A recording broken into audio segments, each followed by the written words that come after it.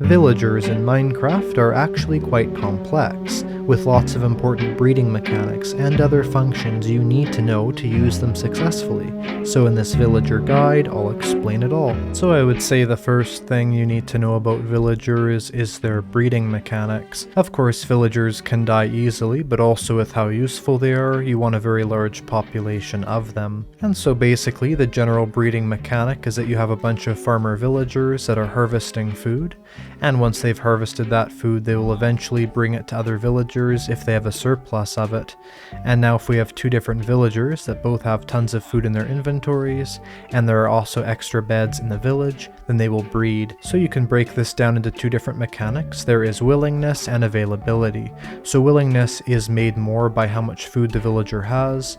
If you want them to breed, they need at least 12 potatoes, carrots, or beetroot, or 3 pieces of bread in their inventory, and of course the more of this they have, the more willing they'll be to breed, as there'll be extra food. The other thing you can do to increase the willingness of a villager is to trade with them, and so that's another thing. If you have your villagers and they have a bunch of food and they're not wanting to breed, that can be a great solution. And as an interesting side note, not only is trading with a villager that has a bunch of food on it make it more willing to breed, but it also increases the amount of experience you get when you're trading with it. And so maybe a good idea would be to make sure there's tons of food for all your villagers in your trading area, because on average you get about 2 times as much XP if they are willing to breed. And what about availability? Well, villagers work in a very practical system. If there is a surplus of houses and also a surplus of food, then they'll know that they have the right resources to have more villagers in the village, so of course they'll breed to get baby villagers. Because of this, let's say you have 10 houses in your village and 8 of them have beds in them, so you have a total of 8 beds in the village, and the village itself has 8 villagers. Then the villagers will never breed because there's already enough beds for every villager in the village, and an extra villager wouldn't actually have a bed to claim or a place to live. Now the exact specification for what counts as a bed is a little bit different than just one sitting on the ground. There has to be 2 blocks of air above it. But now let's say we had a block that was above the bed, like this plank right here. Now the villagers would not count this as an applicable bed for the village. So if you're adding a bunch of new beds, make sure you have at least 2 blocks of air above each one of them. Because I was giving these villagers some food, they're actually starting to breed, and we may eventually get a baby villager, but you'll notice there's some negative particles there, and the reason for that is very likely that there's already enough beds in the village that are all full, and so this villager knows that there just would not be a good point of having another baby villager because they wouldn't have a place to live. So what you can do is if you place down a whole bunch of beds inside of the village, as the villagers will count every single bed as more or less an additional house, then if you just throw a bunch of bread all around the village, making sure to throw it somewhat near where the villagers actually are, then your villagers will slowly breed over time up to the point where you have a large population to fill all of those beds, as then both the specifications of a place to live and food are met. Now something good to note is that you can automate this process with a villager breeder, and I already have a tutorial for that on my channel, and I'll have an iCard on the screen right now for that if you want to build one of those. But for a simple village project, you can always just throw down a bunch of bread and a bunch of beds, and that should be enough to get you a few more baby villagers. Now not all villagers look the same, and there are 7 different variants of villager clothing, and these have to do with which biome the villagers spawn in. Now of course these would generally be the standard biomes that villages can generate in. So for instance, desert villagers spawning in the village that's from the desert. But what happens if you have a villager generate in a biome or be bred in a biome that does not have villagers generate in it? Well, where different villagers appear actually spans across multiple biomes, so that every single biome in the game will spawn in a specific type of villager. So for instance, we'll start with desert villagers.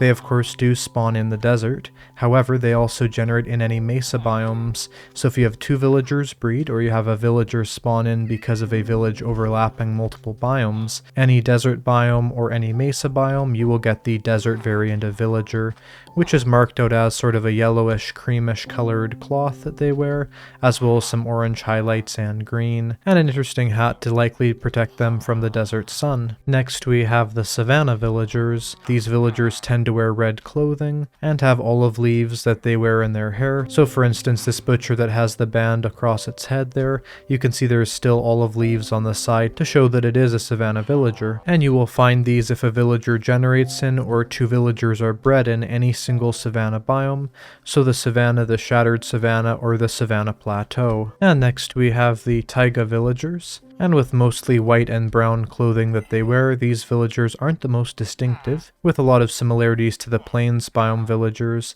However, they do generate in a lot of different biomes, so if villagers breed, or if they generate in any taiga biome, you'll get these, but as well as that, any mega taiga biome, and any biome where the spruce trees will naturally generate. So for instance, any of the windswept hills biomes, which are the old extreme hills biomes renamed, those are still in the game rarely and they generate in the spruce trees, and so if two villagers are bred in that biome, you will get the taiga villager even though there's no village that can generate in that biome. Now from the taiga villagers that are dressed in somewhat cold attire, to the snowy villagers which have to dress up very warmly so that they do not freeze in the tundra biomes. These villagers are characterized by light blue clothing, as well as these little ear muffs that go down over their ears, and a large woolen caps that they keep warm in the winter. So although this village will only generate in the ice plains, baby villagers will appear this way if their parents are bred in any snowy biome.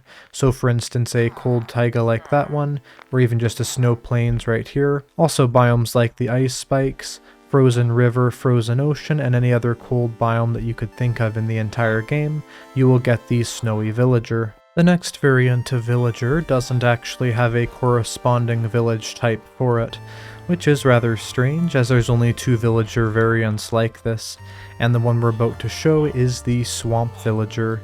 Now these villagers can generate in two biomes, the swamp, and recently in 1.19, now the mangrove swamp. Personally, this is probably my favorite villager just because the texture is really cool looking and unique.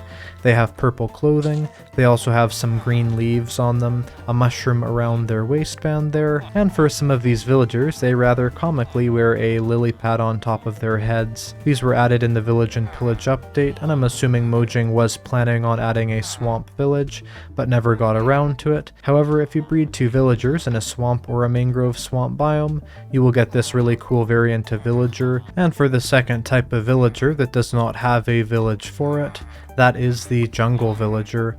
Now these villagers on their texture are really interesting because their clothes are made out of what you would assume would be the coats of ocelots, as they sort of look like that. But as well as that, on some of their textures you can notice they have a cocoa bean or two that they have around the waistband, as well as their waistband being some sort of vine, and the variants of these are rather interesting as well, and you'll get these villager types if two villagers breed or one of these naturally generate, let's say by an intersecting village, in any jungle biome, sparse jungle biome, as well as bamboo jungle biome. And finally, the original and beloved plains biome villager. Now these were the first type of villagers ever added into the game, but as well as that, these villagers are the most plain type, with basically just straight brown robes that they wear unless they have a job, with even the employed villagers' textures being very similar. For instance, with this farmer just wearing a straw hat and a container around its waist for seeds. And where you find these villagers is in a hilariously large number of biomes, as they're basically the game default villager. So these villagers will appear in any biome that villagers breed in or naturally generate in, that is of course a plains or meadow biome, as those are the two biomes that this village can generate in, and then literally every other biome that does not have a villager variant for it.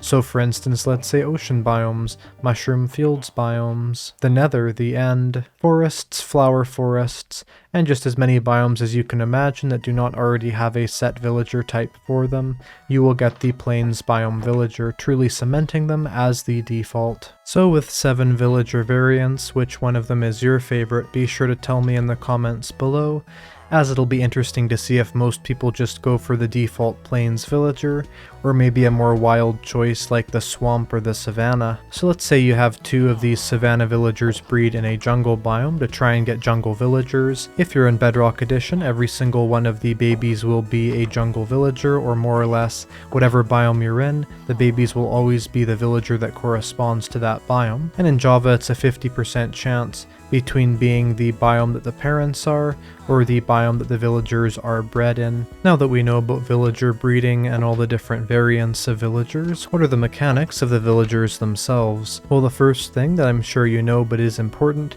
is that villagers of course can open doors. However, they cannot open trapdoors and they cannot open fence gates. But what's funny about this is that fence gates generate inside of villages, so I'm not sure why the villagers aren't able to open them.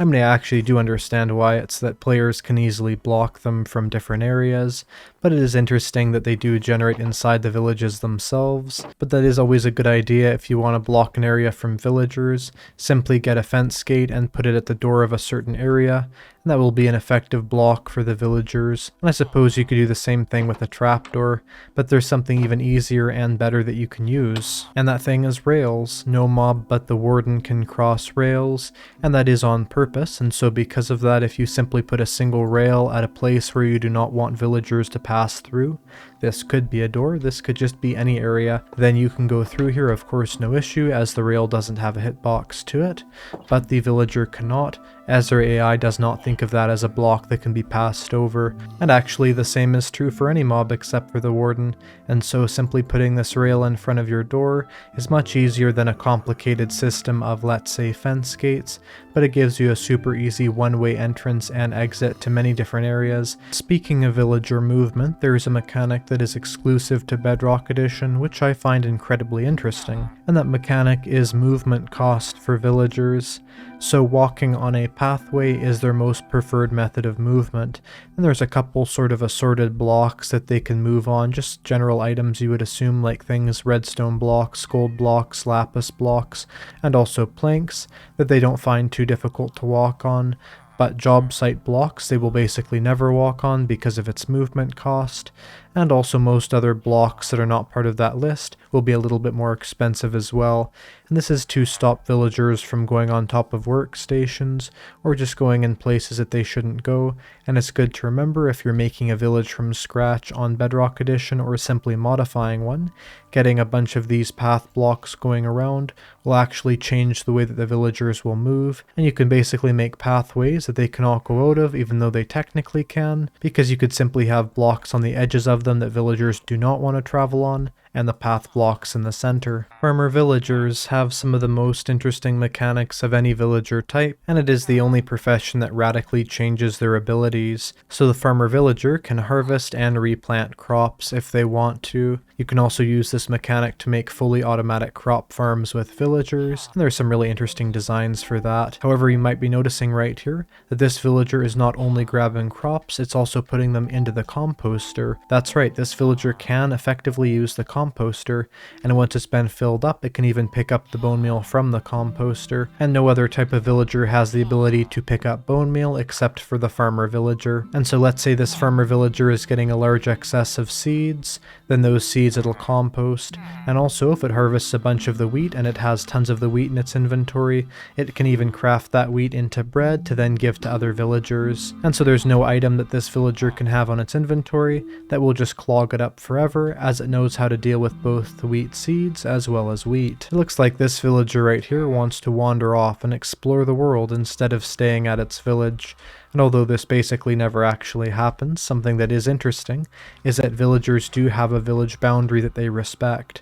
So basically, every village has a boundary around it, and that's the area in which the villagers will not go any further. This boundary is defined by things like beds, so you can't expand this. However, if a villager does go over 32 blocks away from the boundary of the village, then it will forget about the village in 6 seconds. That's right, villagers have a 6-second memory, and it'll no longer try and come back to it. And so because of this, that's why you'll very rarely find in a world that's been played in for a long period of time random villagers a little bit further away from the village. You may notice that these industrious villagers have a schedule that they follow during the day, and there's a list of activities that the villagers can do, and these are work, wander, gather, home, sleep, or play if it's a baby villager, and these have different times that they happen depending on if you're in Bedrock or Java Edition. But it more or less is that if a villager is unemployed, it'll just wander around the village. If a villager is employed, then it'll go to its job, but it also has set times for wandering around the village.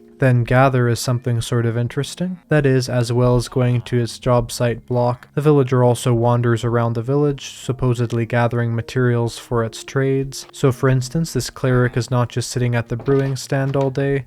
At certain times, like it is right now, it'll just sort of wander around gathering things for its job, and it'll come back to its job site to work. Then they have home, which basically means they just go back to their houses wherever their claimed bed is, and as it becomes nighttime we can actually see this, so they'll just head back to their houses like those ones are right there. Sometimes just the amount of time it takes them to get back to their houses will make them sleep already, but either way, after being at home for a little bit of time, then they'll go to sleep and they will try and sleep for as long as they want. A fun little fact is that nitwit villagers will actually stay up later than most villagers, and also get up later, to sort of show that because they don't have a work schedule they're being lazy and also being dangerous by staying up very late and risking getting killed by zombies.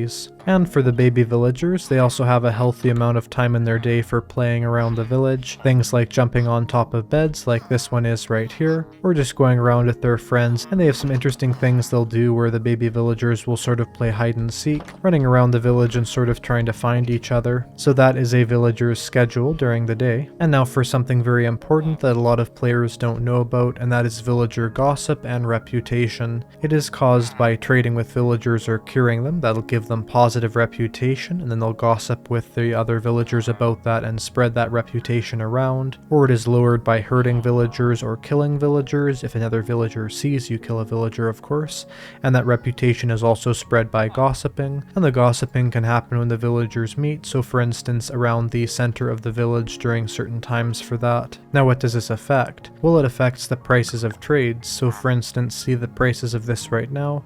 If I punch this villager you can see those negative particles, and if I try and trade with it again you'll see that prices have been raised, so from 1 to 3 emeralds and from 32 to 34 rotten flesh. But if that villager gossips with other villagers and tells them that I'm someone who punches villagers, and they spread that negative reputation around, and then eventually all the other villagers' prices can lower as well. So it's definitely important to be careful what you do. Now of course a lot more negative reputation is spread if you actually kill a villager. So you can see right here now this villager's prices are 9 items higher than they were.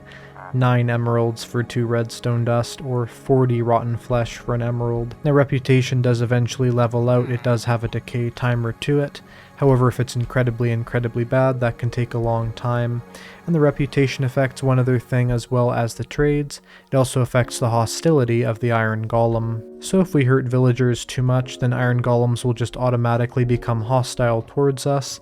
And considering the fact that iron golems can kill you in 1 or 2 hits, even in very good armor, that's incredibly dangerous of a thing. Even if you kill all the iron golems in a village, if the reputation of the villagers is so low towards you, then they'll more or less tell the iron golems the second that they've spawned in to try and kill you. And so some things to be aware of if you've by accidentally killed a villager and they're all mad at you, is to make sure that that one villager that now has the negative reputation cannot talk with other villagers to gossip about you, but also to make sure that you trade with that villager a bunch and maybe even zombify and then cure it, so that its opinion of you is gone to positive again. Because unfortunately some very bad things can happen if you anger villagers too much. Anyway, I'll see you in the next video, and hopefully you have a great day free from any iron golem attacks.